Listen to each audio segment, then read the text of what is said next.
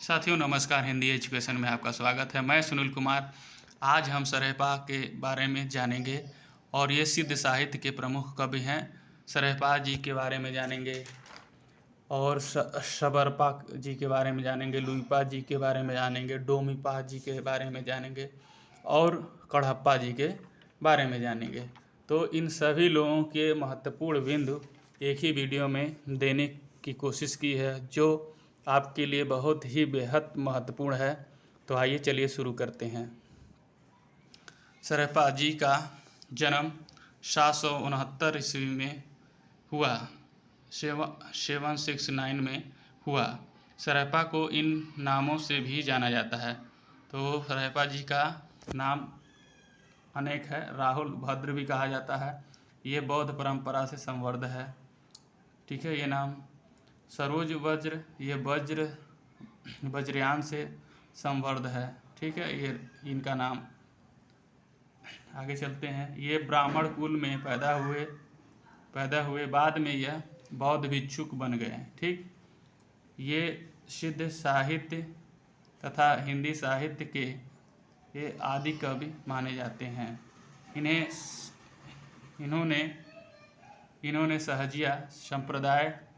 इन्होंने सहजिया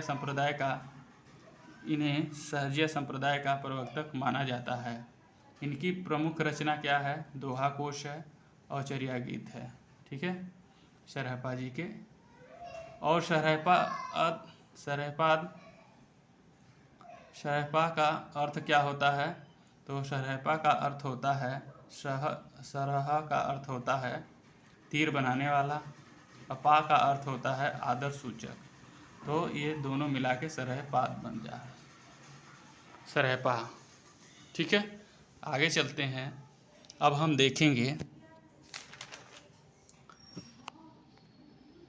अगले कवि को। तो महत्वपूर्ण बिंदु है और ये छोटी सी वीडियो है और इन सभी महत्वपूर्ण कवियों के बारे में, इनकी रचनाएं, कुछ बिंदु बहुत ही जो इम्पोर्टेंट बिंदु है वो सभी इसी में कवर किया गया है। तो चलिए देखते हैं। शबरपा के बारे में जानेंगे। शबरपा सरहपा के शिष्य थे। ठीक है, शिष्य थे। क्षत्रिय कुल में पैदा हुए थे। इन्होंने 700 ईस्वी में पैदा हुए थे। ठीक है, क्षत्रिय कुल में 780 में पैदा हुए थे।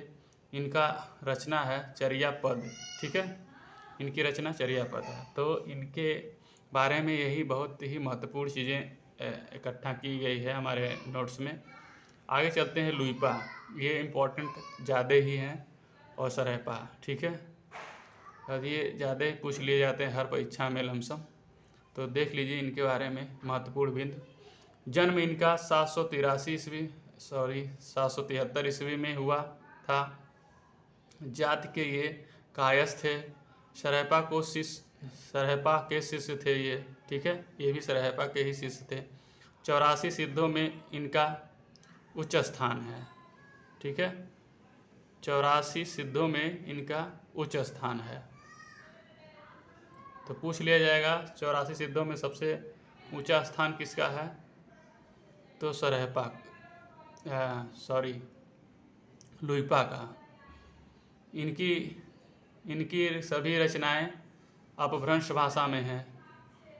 इनकी रचनाओं में रहस्य भावना की प्रधानता है। ठीक है, तो इनकी रचनाओं में रहस्य भावना की प्रधानता है। राहुल संस्कृतायन ने इनकी 7 रचनाओं का उल्लेख किया और इसमें इनकी प्रमुख रचना है बौद्ध और भागवत की समय लुइपाद गीतिका।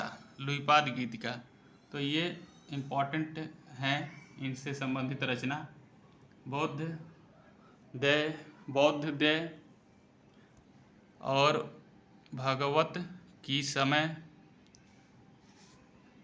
और लुइपाद की गीतिका।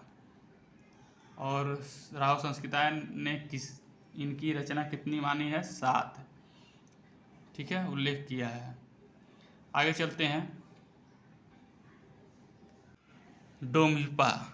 डोम्हिपा को इनका जन्म 840 ईस्वी में, ठीक है, डोम्हिपा का 840 ईस्वी में क्षत्रिय परिवार में मगध है, ठीक है। इनके गुरु का नाम विरुष्पा था। इन्होंने कुल 21 पुस्तकों की रचना की। इसमें मुख्य रचनाएं इनकी हैं डोम्हिपा,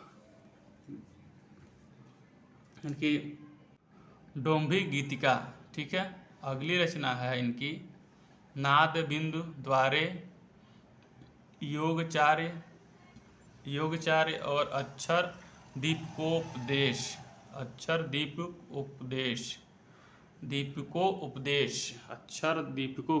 इनकी ये 4 रचनाएं बहुत इम्पोर्टेंट हैं और इन्होंने 21 पुस्तकों की रचना की है। आगे चलते हैं।